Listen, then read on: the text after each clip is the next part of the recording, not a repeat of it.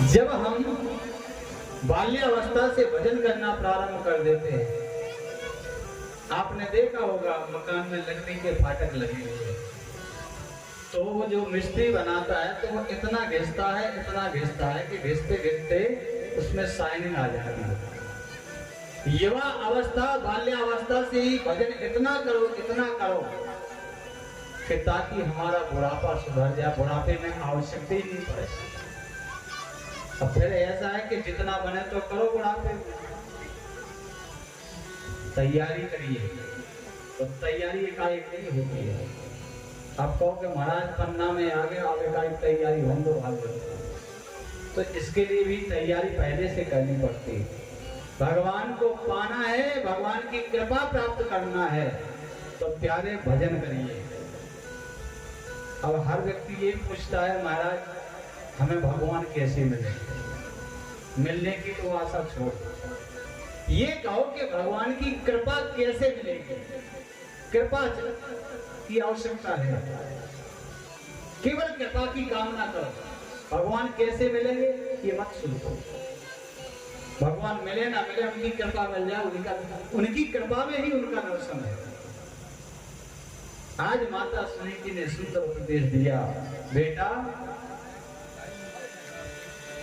मामंगलम तात परे तुमस्तां भोक्ते जनौय परलोकदस्तं सत्यं सुरोच्या विहितं भवान् यद दुर्भगाया उदरे। बेटा कभी भी दूसरों की अमंगल की कामना मत करना। जो दूसरों को दुख देते हैं वो स्वयं दुख पाते हैं। इसलिए पुत्रपति जो बेटी जग सोई,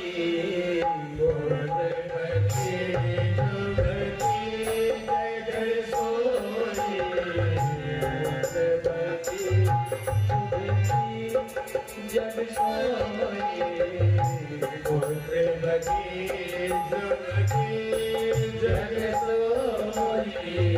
बेटा वो मां धन्य है। रघुपति भगत जास शुद्धि होई, ये रघुपति भगत जास शुद्धि होई। पुत्रवती जग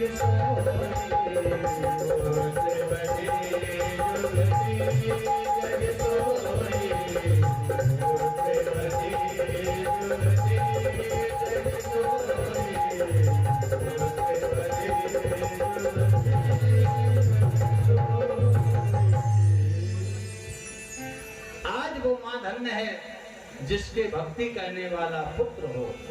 मैं धन्य हो गई जो तेरे मन में विचार भक्ति का आया। बेटा जाओ छोटी मां को, पिताजी को प्रणाम करके अपने भक्ति मार्ग पर जाओ।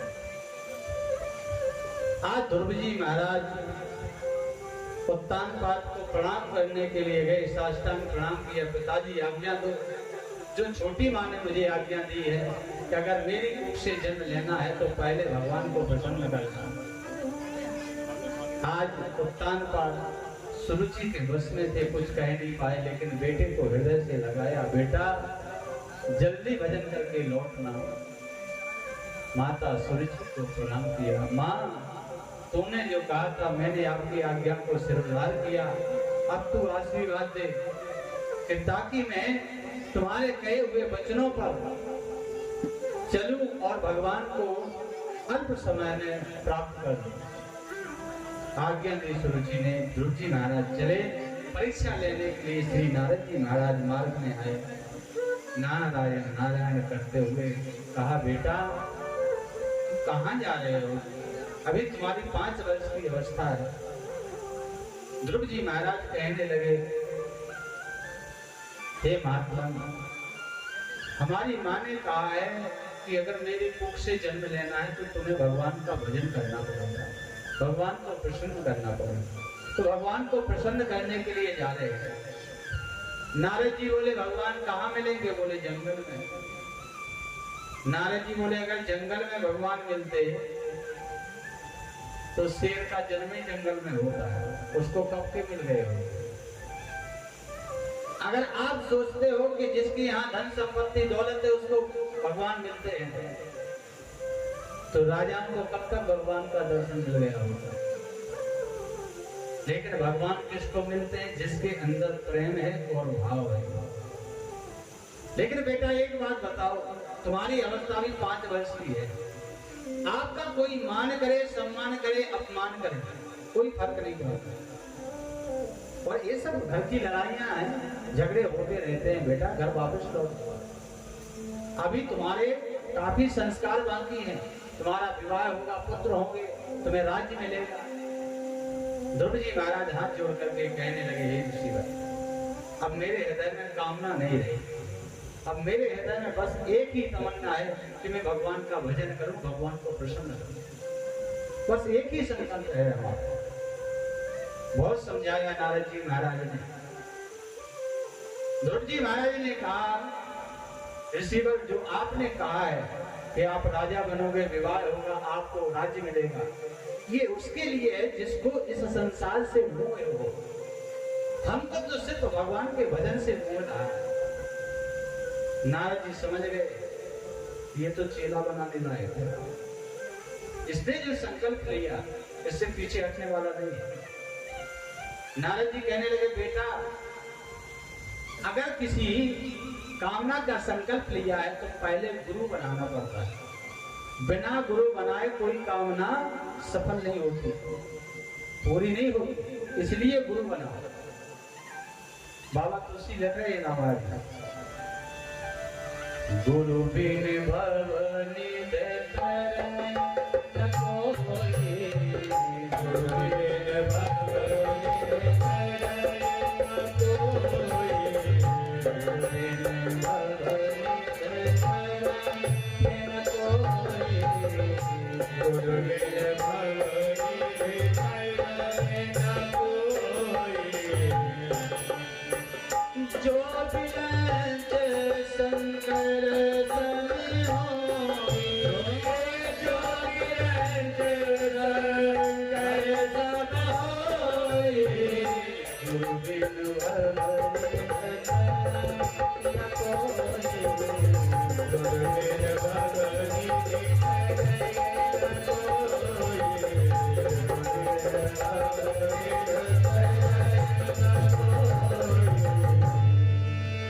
इसलिए बेटा अगर वो शंकर के समान भी हो जाए तब भी वो तर नहीं सकता है। गुरु बनाना पड़ेगा। कोई संकल्प लिया, पूजा पाठ करो, दान धर्म करो, बिना गुरु दीक्षा के वो पूर्ण नहीं माना जाता। इतिहास पुराणादि वेद शास्त्री विभिन्न केवला हेतु की भक्ति रुपाता एव केवलम। बेटा इतिहास पुराण आदि कह रहे हैं कि जो विधि के बिना जब तक पूजा पाठ करता है वो निष्फल जाता है, उसका कोई फल नहीं। इसलिए पहले गुरु बनाओ। लेकिन याद रखो, गुरु बनाओ जान के और पानी पियो छान के।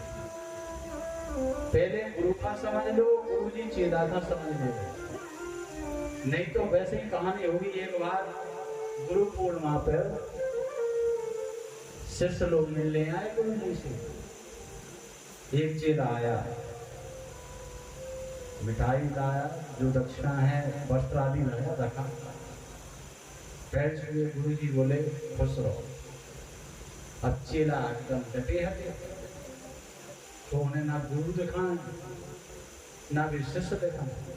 गुरु जी बोले बेटा खुशी रहो। चेला बोलो गुरु जी आप भी खुश रहो। अब नशा तुम तो रात के गुरु जी बैठे के सो गए। तो पानी पियो छान के और चेला बनाओ जान। जिस प्रकार से कुम्हार मिट्टी का घड़ा बनाता है, उसको खूब ठोकता है, जब वो समझ लेता है कि घड़ा बन के अच्छा तैयार हो गया, तब वो आवे में देता है। उसी प्रकार से गुरु को होना चाहिए कि पहले चेला को देखें कि इसमें योग्यता है कि नहीं। अगर योग्यता नहीं है तो प्यारे गुरु जी कितना ही भजन करें। तो दिन में अगर शिष्य पाप कर रहा है तो गुरु का किया हुआ भजन नष्ट हो जाता है, उसका भागी गुरु हो जाता है। वो आजकल तो राधे राधे बोल, गुरु जी की लिस्ट बने और चेलन की लिस्ट बने। एक जने मिले, बोले महाराज जी हमें आपकी दीक्षा लेना है। हम कहते चलो हम भी समझ लें आपको 2-4 दिन में, और तुम भी समझ लो। हमने कहा किसी से दीक्षा तो नहीं ली, बोले दीक्षा तो दे रही। हमने कहा किसकी? बोले 3 बना चुके। हम कहा 3 कैसे बना चुके? बोले महाराज पहले गुरु बनाए तो 20,000 रुपया लाओ उनसे, और जब हम दे नहीं पाए तो उनसे बुराई होगी, तो हमने कही तो दीक्षा ही हटा दो, दूसरे गुरु से। तो दूसरे गुरु जी जब पहुंचे तो बोले हमें भाई ट्रैक्टर लेना, तो हमने 1.5 लाख रुपया उन गुरु जी से दिया। अब बोले ट्रैक्टर है, वो ट्रैक्टर पे वो चुका नहीं पाओ, तो ना हमने उनको दे पाओ गुरु जी को, तो उनसे बुराई हो गई, तो उनके दे नहीं जा। अब बोले गुरु जी आप दे दो, तो हमने भी तुमको व्यापार के नाम गुरु बना, व्यापार चलो। कभी भी गुरु बनाओ, गुरु के प्रति कोई लालच नहीं होना चाहिए, और गुरु को भी शिष्य के प्रति कोई लालच नहीं होना चाहिए। बाबा तुलसी लिखते हैं हरई से धन सोक हरई, हरई से धन सोक हरई, हरई से धन सोक हरई, हरई से धन सोक हरई। सो गुरु घोर नरक महु परई, तो गुरु घोर नरक महु परई, हरई से धन सोक हरई, हरई से धन सोक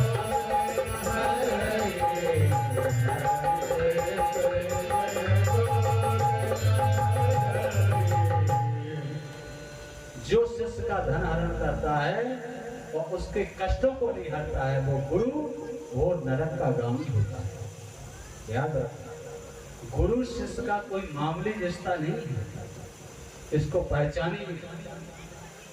जिस प्रकार से एक पुत्र का रिश्ता पिता से होता है, जिस प्रकार से एक भक्त का रिश्ता भगवान से होता है, उसी प्रकार से एक शिष्य का रिश्ता भी गुरु से हो जाता है। गुरु जी जाना क्या कि जब वो 500 को चढ़ा जब हम प्रसाद दें, थोड़ा राधे राधे। लालच नहीं होना चाहिए, निष्काम भाव से शिष्य को होना चाहिए और निष्काम भाव से गुरु को होना चाहिए। आज नारद जी महाराज ने समझाया कि गुरु बनाइए, तभी तुम्हें भगवान की प्राप्ति हो सकती है। ध्रुव जी महाराज चरणों में लेट गए, बोले आपसे बड़ा गुरु नहीं है, आप सारे संसार के गुरु हो तो हमारे गुरु बन जाओ। आज नारद जी महाराज ने गुरु मंत्र दिया है 12 अक्षर मंत्र, और आज 2 मंत्रों की इतनी दुर्दशा है, एक तो 12 अक्षर मंत्र और दूसरा गायत्री मंत्र। इनकी इतनी दुर्दशा बना के रख दी है, जबकि शास्त्रों में कहा गया गोपनीयम गोपनीयम गोपनीयम प्रयत्नता, इतना प्रयत्न करो कि इनका उच्चारण नहीं होना चाहिए। 12 अक्षर मंत्र का और गायत्री मंत्र का उच्चारण नहीं होता है। तो आजकल देखो हर घर में गायत्री मंत्र चल रहा है। वो क्या आता है, वो छोटा सा टेप रिकॉर्डर, उसको लगा देते हैं, गायत्री मंत्र चलता है। ये अच्छा नहीं है, शास्त्र विरुद्ध है। 12 अक्षर मंत्र को गुप्त जपना चाहिए और गायत्री मंत्र को भी गुप्त जपना चाहिए, तभी वो प्रभाव दिखाता है। तो आज 12 अक्षर मंत्र का उपदेश दिया नारद जी महाराज ने और ध्रुव जी महाराज से कहा कि जाओ सीधे मधुबन में चले जाओ, वहां बैठ करके आप भजन करिए। ध्रुव जी महाराज गए, 1 महीना हो गया, दूसरा महीना आया, एक वक्त का फलाहार, तीसरे महीने में फलाहार भी बंद कर दिया, निराहार रहने लगे। चौथे महीने में केवल वायु का सेवन किया और जैसा 5वां महीना आया, पंचमे मास नु प्राप्त जितय श्वासो निपात्मजा ध्यान ब्रह्म पदे तस्थौ स्वानो जैसे 5वां महीना प्रारंभ हुआ, वैसे ध्रुव जी महाराज ने अपनी श्वास को रोक लिया और जब ध्रुव जी महाराज की श्वास रुक गई तो सारे देवी देवताओं की भी श्वासें बंद हो गई, घबराने लगे। दौड़ते हुए भगवान के पास पहुंचे, प्रभु क्या करें, हमारी श्वास ही नहीं चल रही है। भगवान ने देखा, कहा तुम घबराओ मत। एक भक्त है ध्रुव, उसने अपनी श्वास को रोक लिया, जिसके कारण तुम सबकी श्वासें रुक गई। आज भगवान ने ध्रुव जी महाराज के हृदय में अपने दर्शन दिए। ध्रुव जी महाराज देख रहे हैं भगवान की छवि को और एकाएक वो छवि ध्रुव जी महाराज के हृदय से अलग हुई। आंखें खोल करके देखा तो चतुर्भुजधारी भगवान विष्णु सामने खड़े हैं। बोले विष्णु भगवान की जय। ध्रुव जी महाराज स्तुति करने लगे। योंता प्रवेश्य मम वाच मिमां प्रसोतां संजीवयत्र खिलस श्रीधरः सुधाम्ना अन्यास्ते हस्तचरण श्रवणत्वगादि प्राणा नमो भगवते पुरुषाय। हे परम प्रभु परमात्मा, निर्जीव को जीव बनाने वाले, अंतःकरण में प्रवेश करने वाले, अपने कृपा दृष्टि से सारे संसार को चलाने वाले परम प्रभु परमात्मा नारायण, हम आपको प्रणाम करते हैं। प्रभु ने देखा, कहा भक्तराज क्या चाहते हो, मांगो। ध्रुव जी महाराज कहते हैं, जो जानहि तहि देहु जनाए, जो जानहि तहि देव जनाए, जो जानहि तहि देव जनाए, जो जानहि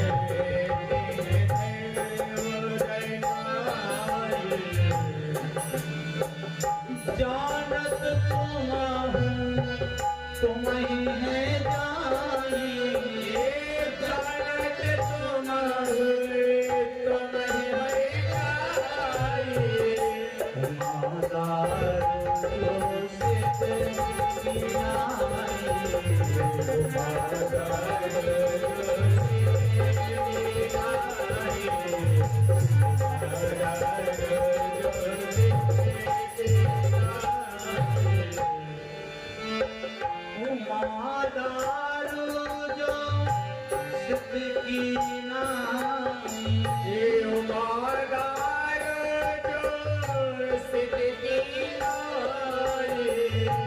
तुम ही है जानी,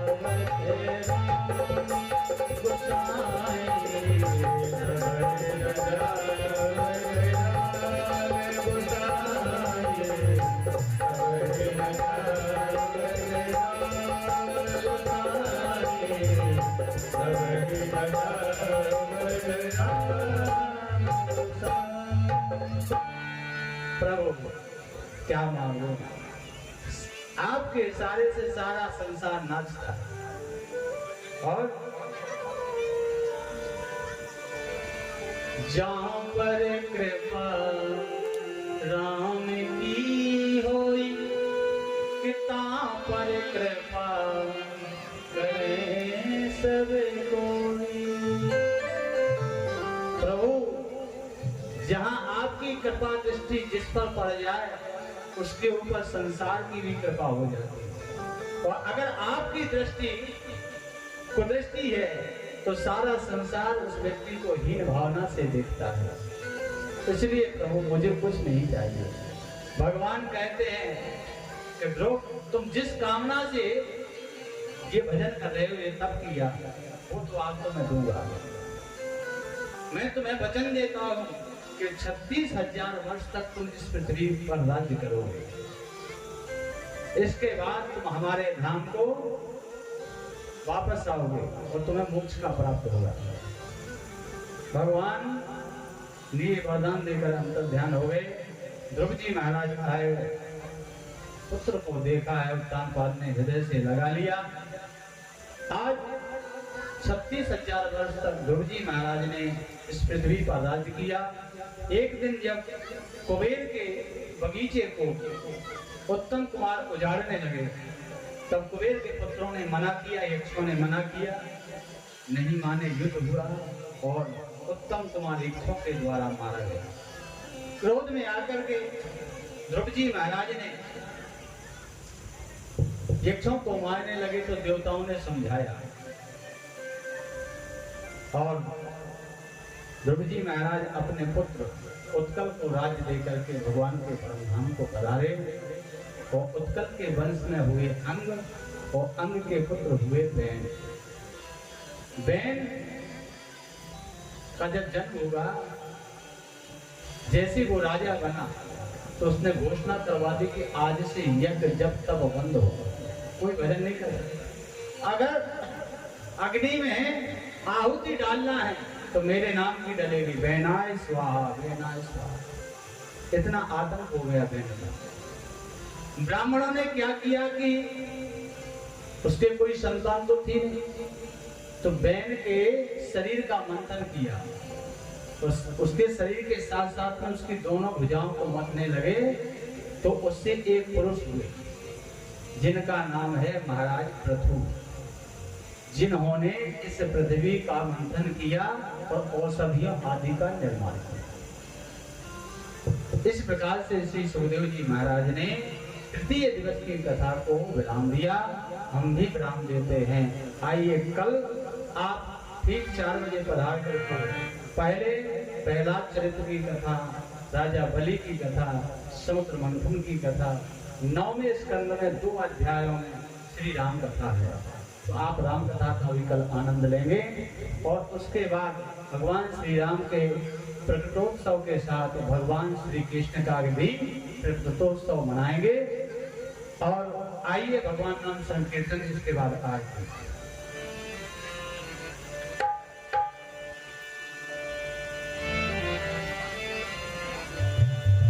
जय राधा रमण हरि बोल,